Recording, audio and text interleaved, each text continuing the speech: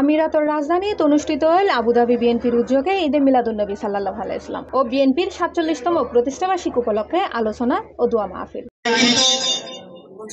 সেপ্টেম্বরের ৬ তারিখ শনিবার আবুধাবির উগ্র রেস্টুরেন্ট হল রুমত বাংলাদেশ জাতীয়তাবাদী দল আবুধাবির উদ্যোগে আয়োজিত অনুষ্ঠানত সভাপতিত্ব করে ইউএই বিএনপির আহ্বায়ক কমিটির প্রভাবশালী সদস্য সরওয়ার আলম ভুট্টো। আমাদের রাষ্ট্রপতি আবুধাবি বিএনপির সাবেক সভাপতি বীর মুক্তিযোদ্ধা সৈয়দ আমানুল কিবরিয়া ও আবুধাবি শ্রমিক দলের সাধারণ সম্পাদক জিয়াউদ্দিন বাবলুর যৌথ সঞ্চালনায় অনুষ্ঠানত প্রধান অতিথি আছিল ইউএই কেন্দ্রীয় আহ্বায়ক কমিটির সিনিয়র সদস্য জাকির হোসেন খতিব এবং প্রধান বক্তা আছিল আল আইন বিএনপির সাবেক সভাপতি ও ইউএই আহ্বায়ক কমিটির সদস্য প্রকৌশলী রফিকুল আহমেদ। আমাদের যারা বিধর্মী আছেন তাদের সবার জন্য রহমত স্বরূপ ওনাকে দুনিয়াতে পাঠিয়েছিলেন এবং আজকে দিন যত যাচ্ছে মানুষ বুঝতে পারছেন আজকে আমাদের প্রিয় নবী হযরত মুহাম্মদ মুস্তাফা সাল্লাল্লাহু আলাইহি ওয়াসাল্লাম আজকে আবুধাবি বিএনপি প্রমাণ করেছেন।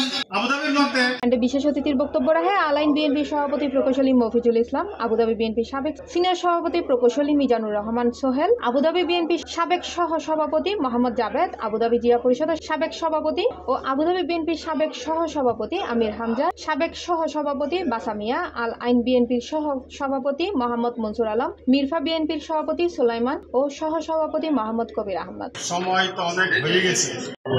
বিএনপির আহ্বায়ক কমিটির সদস্য জনাব জাকির সরওয়ার আলম আমাদের রহমতুল্লাহ আলাইহি যদি অন্যান্য অতিথি হলের মধ্যে বক্তব্য রাখে মোহাম্মদ নূর আলম, আকরাম এইচ ভূঁইয়া, শাহাবুদ্দিন, জিয়াউর রহমান ও প্রকৌশলী লুৎফুর রহমান সহ আরো বক্তব্য।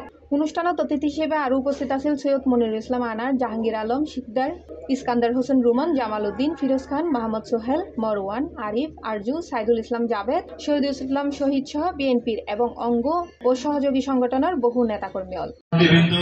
সামনে উপবিষ্ট নেতা জনাব আরজু। ১ সেপ্টেম্বর অতীত আমরা দেখতাম সবার সম্মানিত সভাপতি তো আলোচনা শেষে মিলাদ কিয়াম ও দোয়ার মাধ্যমে সাবেক রাষ্ট্রপতি জিয়াউর রহমানের আত্মার মাগফিরাত, বেগম খালেদা জিয়ার সুস্থতা, বিএনপির ভারপ্রাপ্ত চেয়ারম্যান তারেক রহমানের সুস্বাস্থ্য সহ দেশ, জাতীয় ও মুসলিম উম্মার সার্বিক কল্যাণ কামনা গরিবের মধ্য দিয়ে অনুষ্ঠানের সমাপ্তি হয়। C plus TV, Chittagong.